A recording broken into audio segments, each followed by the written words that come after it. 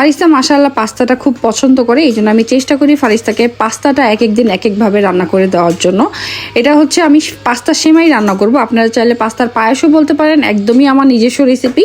Pasta রান্না করার জন্য, পাস্তা সেমাই রান্না করার জন্য এখানে আমি হচ্ছে পাস্তাটাকে আগে সিদ্ধ করে নিয়েছি। এটা ইউশেপ পাস্তা, সাথে হচ্ছে কাউহেডের দুধটা দিয়েছি, খেজুর চিনি দিব মিষ্টির জন্য, সাথে আরেকটা হচ্ছে শেষে অ্যাড করব চিজ। এগুলো সব একসাথে করে এখন আমি চুলায় বসিয়ে দিব। এই দুধটা দিয়ে কিন্তু রান্না করা যায়, 1 বছর থেকে বাচ্চাদের আপনারা কাউহের দুধটা খাওয়াতে পারবেন। আর এই তো এটা যখন বলক চলে আসবে, বলক চলে আসার পরে আমি এখানে হচ্ছে একদম অল্প করে ঘি অ্যাড করব। ঘি অ্যাড করলে স্মেলটা খুব সুন্দর আসে, খেতেও মজা লাগে। এই তো এটা এখন আপনি যতটুকু গাঢ় চান বা লিকুইড চান করে নামিয়ে নিতে পারেন, তবে একটু লিকুইড করে নামিয়ে ফেললেই ভালো, কারণ এটা যখন ঠান্ডা হয়ে যাবে এটা কিন্তু আরেকটু দুধটা টেনে নিবে আর একটু গাঢ় হয়ে আসবে। সো আমি পাতলা পাতলা থাকতেই নামিয়ে নিলাম। শীতের দিনেও কিন্তু এটা বড়রাও খেতে পারে, আপনারা একবার হলে ট্রাই করে দেখবেন, বাচ্চারা খেয়ে মজা পাবে।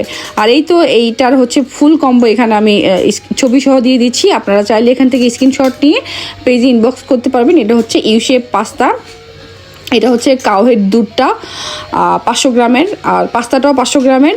আর এই হচ্ছে আলমারাই চিজটা, যেটা আমি হচ্ছে আজকে ইউজ করেছি। এই চিজ হচ্ছে 8 মাস থেকে বাচ্চাদের খাওয়াতে পারবেন। আর এটা হচ্ছে ঘি হচ্ছে 250 গ্রাম থেকে নিতে পারবেন।